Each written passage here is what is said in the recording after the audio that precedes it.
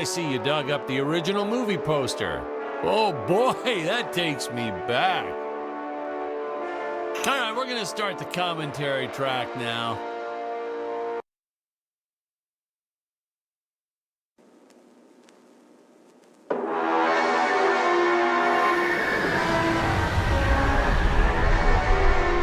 Hello, Dan Smith here. I directed this film back in, well, it feels like a century ago. Yeah. The studio asked me to provide a commentary track for the DVD release. And wham! Straight into the action. No fluff or anything.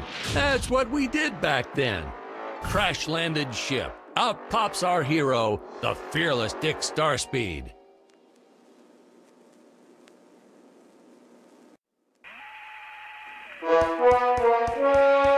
The ship's velocity reactor is damaged. I believe that I am stranded on an alien planet. Played, of course, by actor Jonathan Digby. Went on to some minor roles after this. Such a shame. I thought from day one this guy's got leading man written all over his face.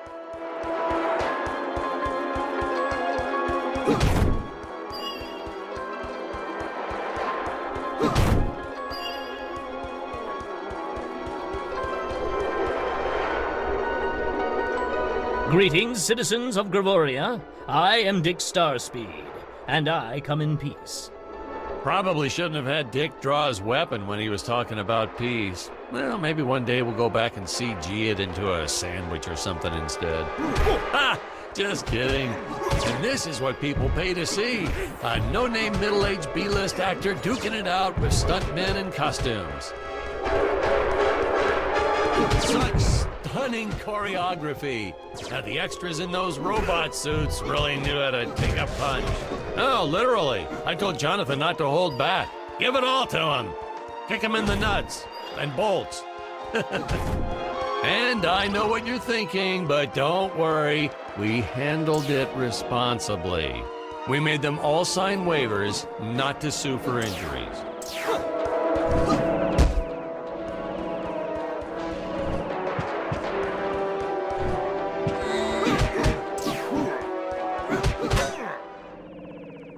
Holy smokes!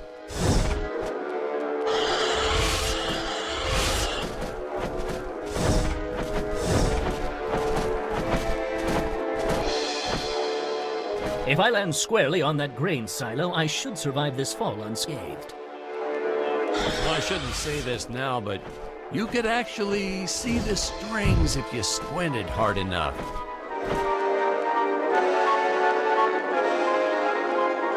A screenwriting trick from back in the old days. You put a grain silo or some haystacks down and it solves all your gravity-related problems. It appears some of my equipment was lost when my ship was shot down. But what luck! This high-tech scanner reports that my ray gun is nearby.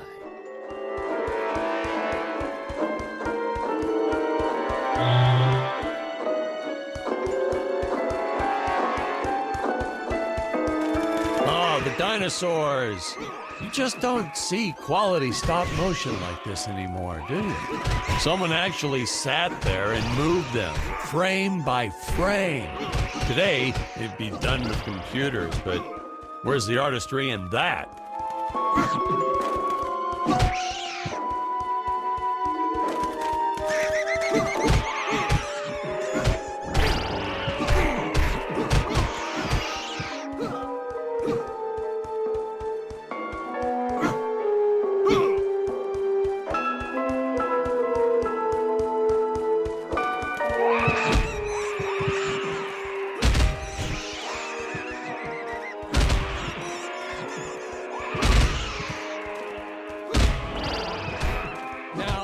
If the trees here look a little plastic, well, it's because they are.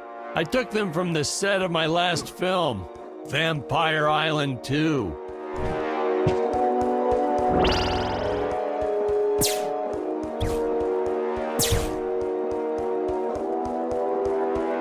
We got our fair share of nasty letters from scientists complaining about our portrayal of the dinosaurs. Was news to me. Apparently, these stegosauruses weren't meat eaters. Must have preferred shellfish or something. Blah, how do they know? That's what I say.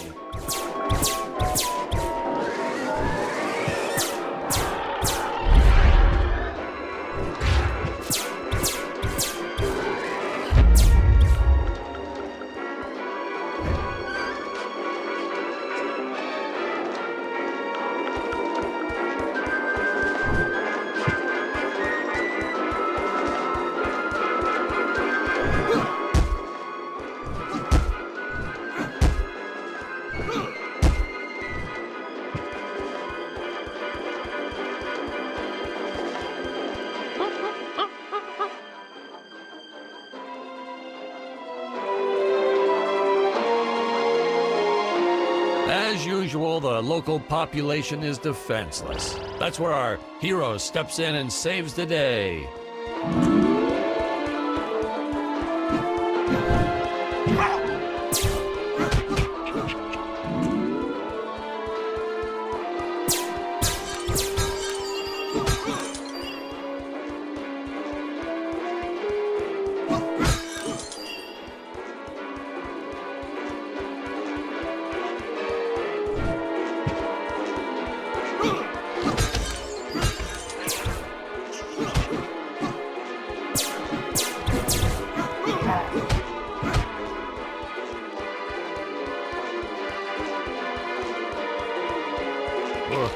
We put Jonathan through a lot shooting this film.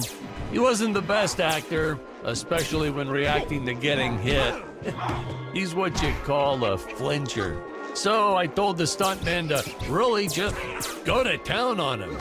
It's the only way to get an honest performance sometimes. Our props master tried to make the weapons soft, but there's only so much you can do. Lucky for us, Dick's entire body was covered in that spacesuit. That thing was a lifesaver when it came to hiding bruises.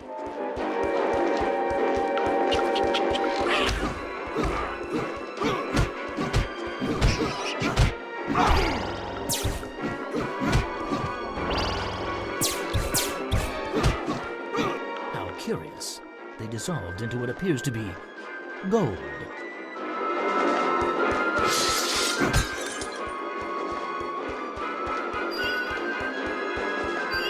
You'll notice the gold disappears when Dick touches it.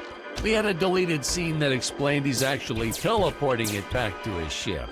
It's funny, no one ever questioned how Dick was able to walk around with an infinite amount of gold on him.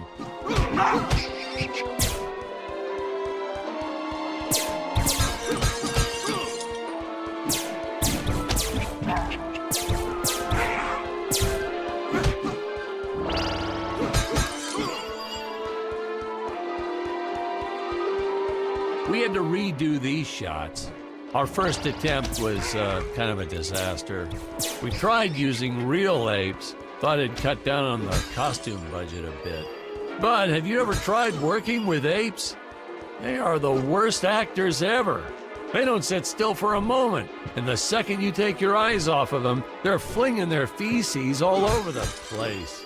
Jonathan refused to work with them after he got well, let's just say that he had to take more than a couple of showers one day. You know, you never forget the smell of monkey poo. We steam cleaned the studio top to bottom. Still never got rid of it entirely. All through the rest of the shot, we kept finding those little surprises hiding inside various props. Boy, were those the days.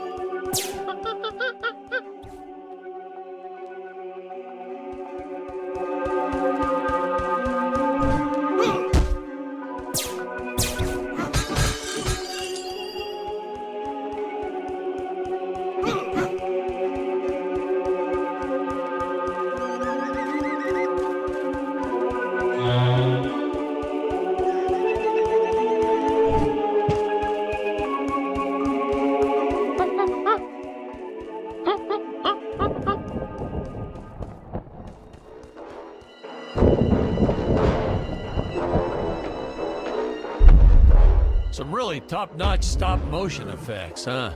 Unfortunately, we skimped on the Dick Starspeed puppet a little. The Earthman is not for you to eat, fiend!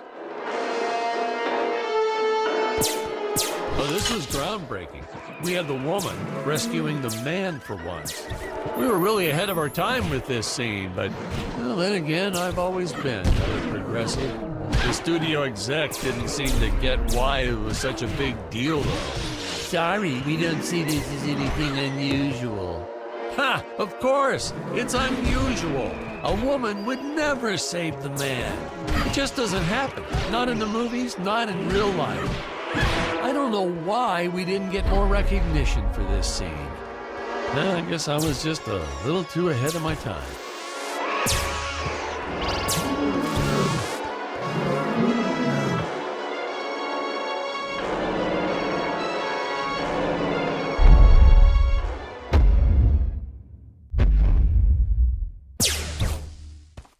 Thank you for saving me, strange woman.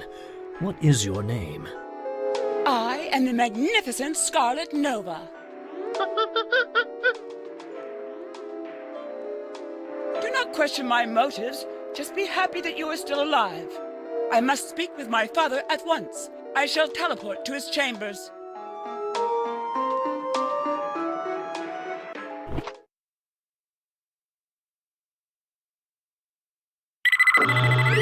Huh? Where is this place? This is not my father's chambers.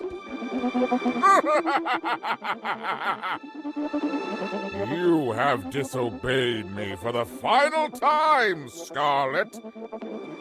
Enjoy an eternity in the Tower of Eternal Solitude. For all eternity! The old fool did not notice I am wearing my jetpack.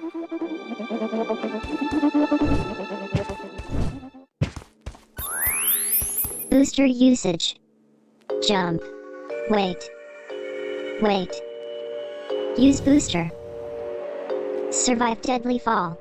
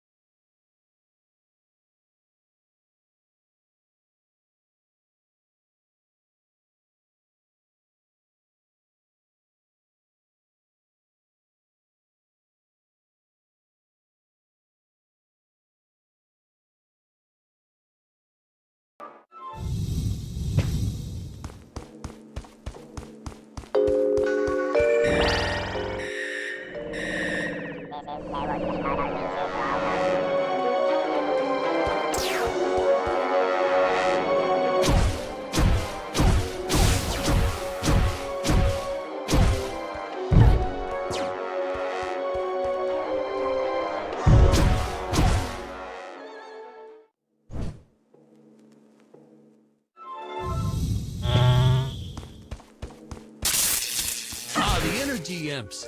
Such a neat effect. We had to paint each movement frame by frame and superimpose it into live footage. We were pulling all-nighters for weeks. Well, when I said we, I meant the artist. I'm pretty much useless if I don't get a solid 10 hours a night. But they were at it forever. They had to redo it all because I accidentally told them red instead of blue the first time. Artists.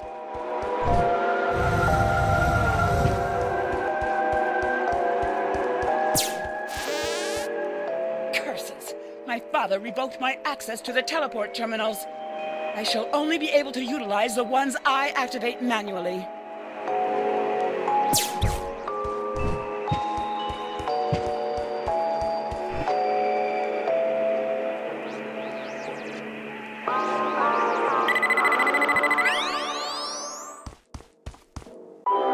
Ah, I knew you would return. Puny Earthman, you shall help me overthrow the Emperor. Why would you turn against your own father? How do I know I can trust you? This scene.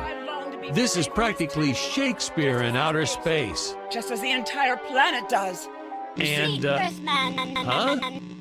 Patrick, what's wrong with the video? Sorry, sir. Technical problems.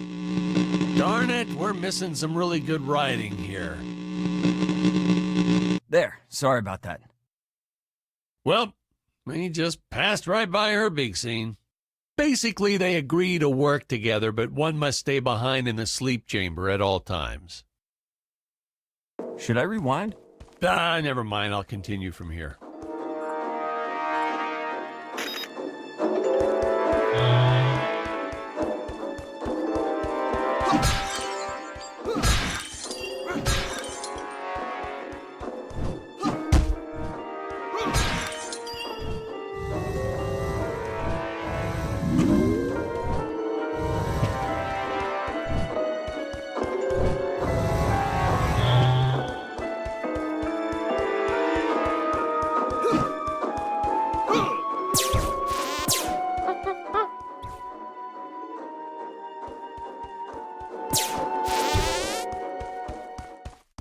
Oh, spoiler alert, our heroes may or may not find a particular tool that will allow them to destroy those rock barriers later on in the film.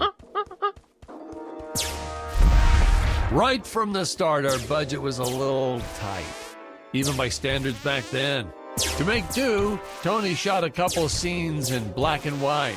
Originally, he intended to use it for flashbacks. But then I had to break it to him. Our film doesn't have flashbacks. We almost made it a silent film just to cut costs.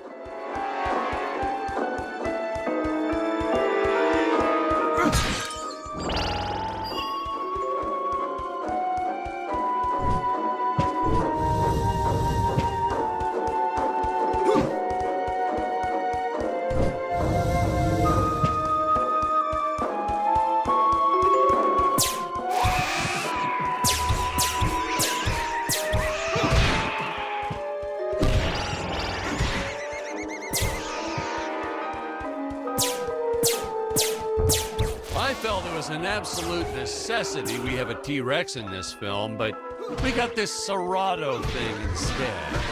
Of course, I went through the whole production thinking it was a T-Rex because, really, who can tell the difference anyway?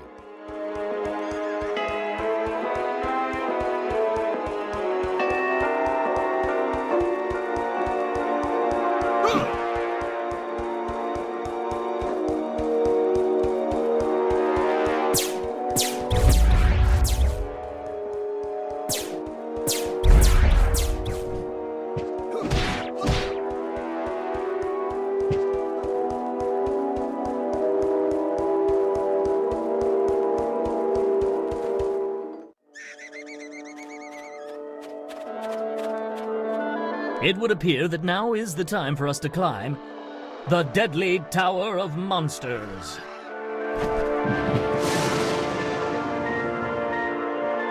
Good screenwriting 101. Always announce the title within the film itself.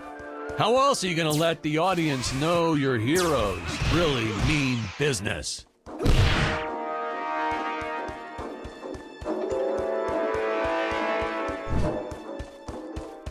Now, that weapon, it's just an electric shaver, but, you know, I bet you'd never guess it was, would you? They look so futuristic.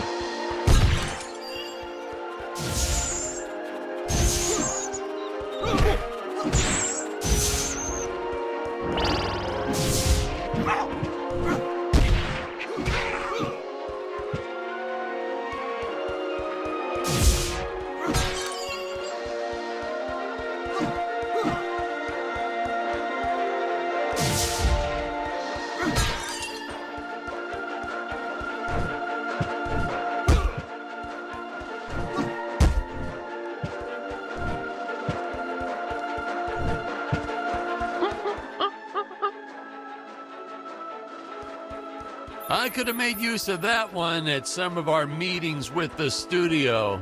Oh, you'd like to see records of where our budget went to this month? Sure, let me get that for you right now. Foom, foom. Yeah.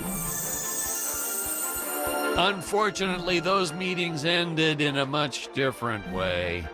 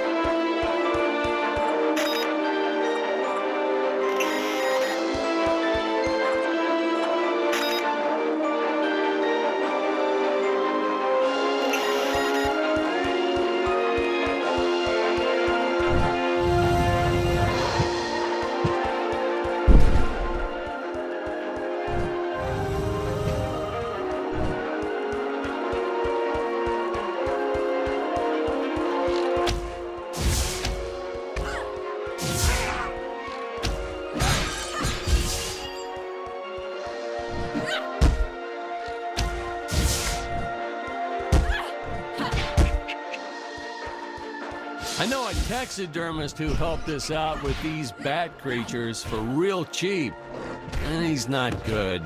He's kind of sloppy if you want to know the truth. But that's the best part. A sloppy bat looks scarier. Oh, but you gotta sew up that sphincter. Just trust me on that one.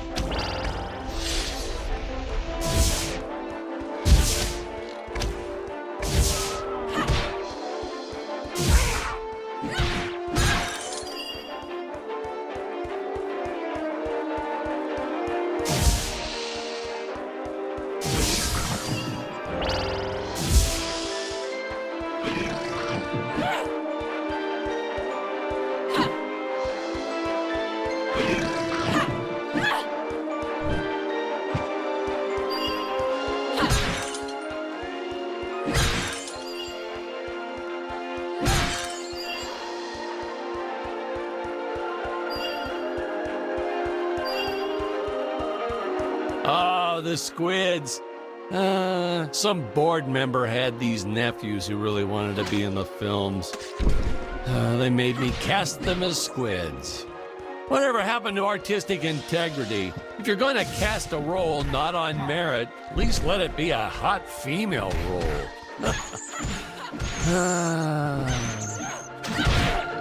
My effects team kept assuring me the strings wouldn't be visible in the final cut, but I could see them. No transparent nylon. This stuff will do the trick. Yeah, right. I swear those darn strings is what made my hair go white.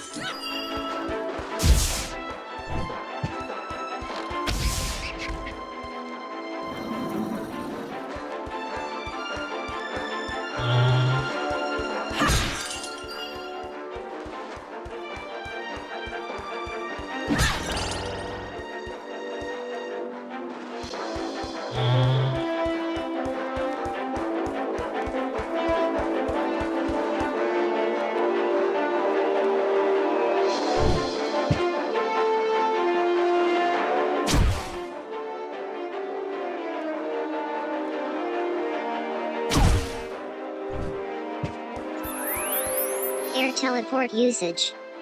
Jump. While in the air, use teleport. Quickly return to upper floor.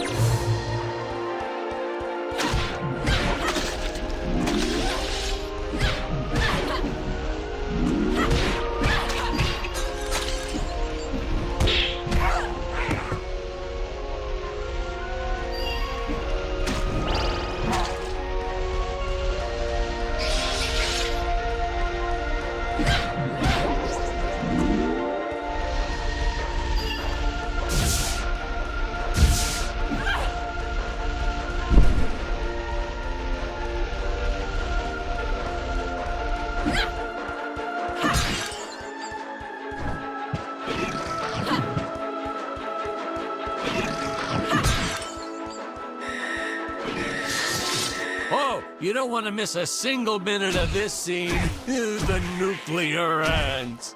Hey, we need to remind the audience our heroes are climbing a tower. So I needed something that would stick to walls. Originally, we had these web-footed what-have-yous. Not very scary. And then I left some cake out in my trailer, and it was crawling with ants in the morning. And that's when it hit me. What is the most obnoxious thing in the world?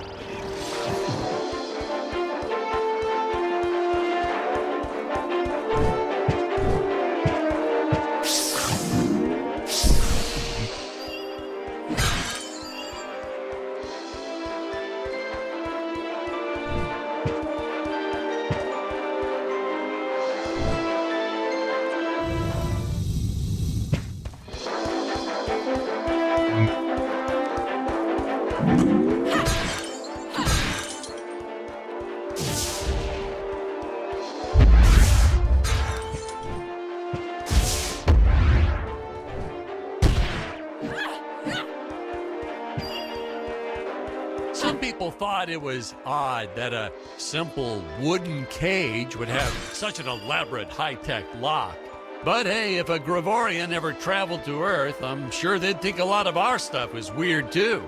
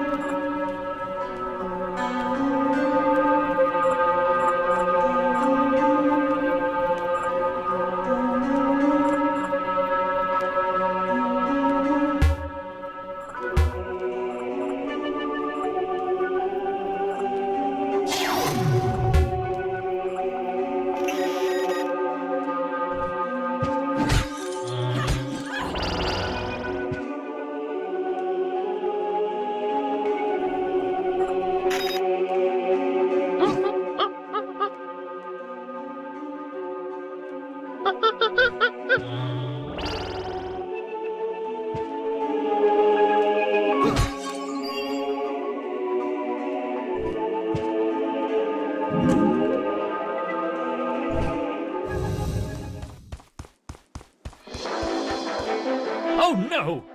This head belonged to my co-pilot robot. He was the most loyal companion in the galaxy. Dick. Malfunction. Dick. Malfunction. These Gravorians will pay dearly for this, my friend. Now, what's a space adventure film without a trusty robot sidekick, huh? Am I right? In the original draft, we had Dick and Scarlet team up with an alien from the planet's surface. You know the type, pointy ears, wise and emotionless. But then we came to our senses and realized that a giant tin can robot's way cooler. Besides, everybody was doing the alien thing back then. You know me, I'd rather be a trailblazer.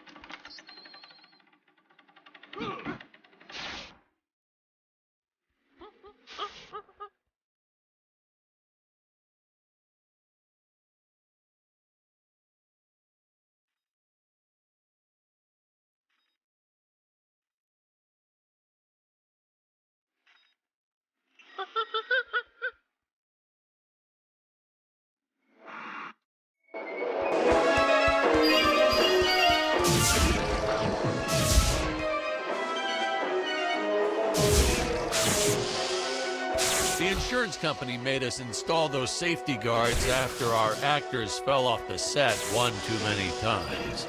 Granted, they kept falling off even with the rails, but thanks to how the contract was laid out, we were no longer liable for their injuries.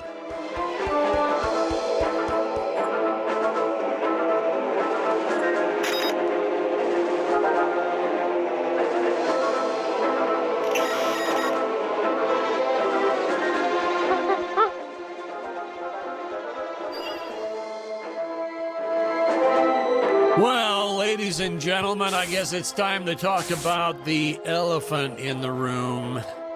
Why on earth does this crazy film have title cards on screen when people are talking? You're thinking that, aren't you? I know you are. I would be too. Well, we had thought about making it a silent film at one point, so we shot a lot of scenes up close like this, with the dialogue written out for the audience to read.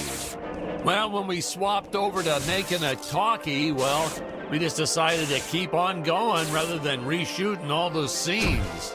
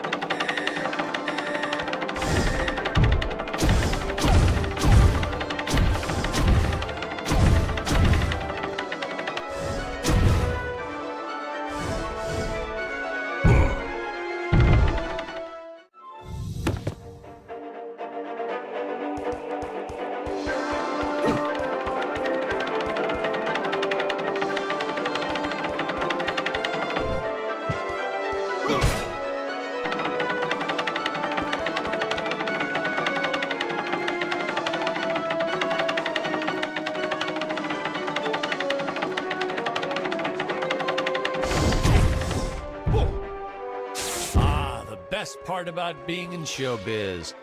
Craft services. It's like never-ending supply of free food all day long.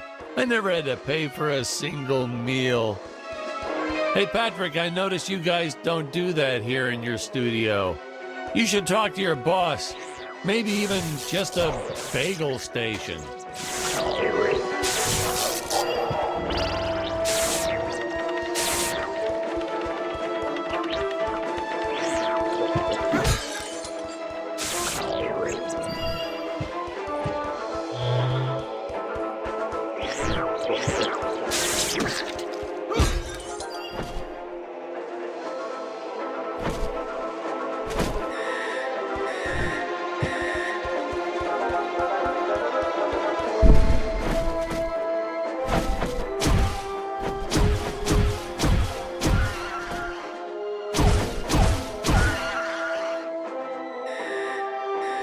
Nitpicking science community also complained about these Terra whatevers breathing fire, like there's fossil evidence of dinosaurs not ever shooting fireballs.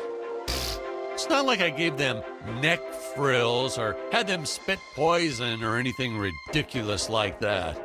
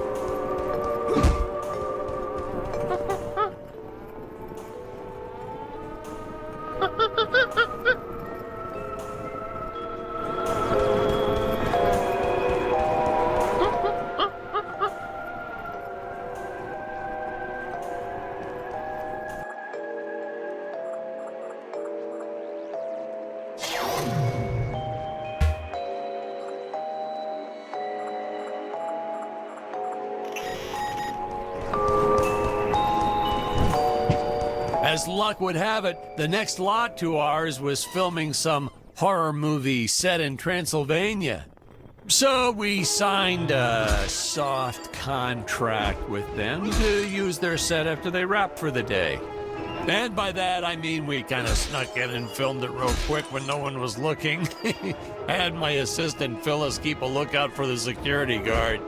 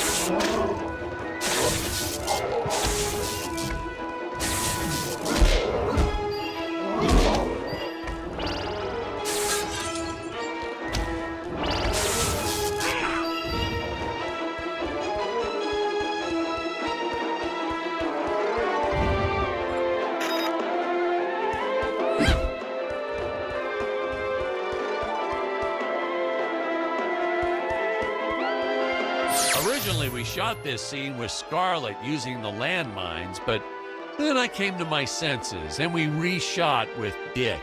I mean, a woman using high explosives? This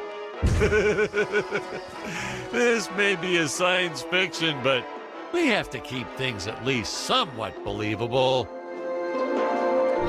Hey, most days, the effects team really nailed it. Dinosaurs, saucers, hey, you name it. But these, deflating rock boulder cubes, not their best work. Just looks kind of odd, if you ask me, like giant whoopee cushions. Hey, they said they could add some debris and explosions or two afterwards. And then we ran out of budget. Well, to be fair, we ran out of budget several times, but still, I lost a lot of sleep over these rocks.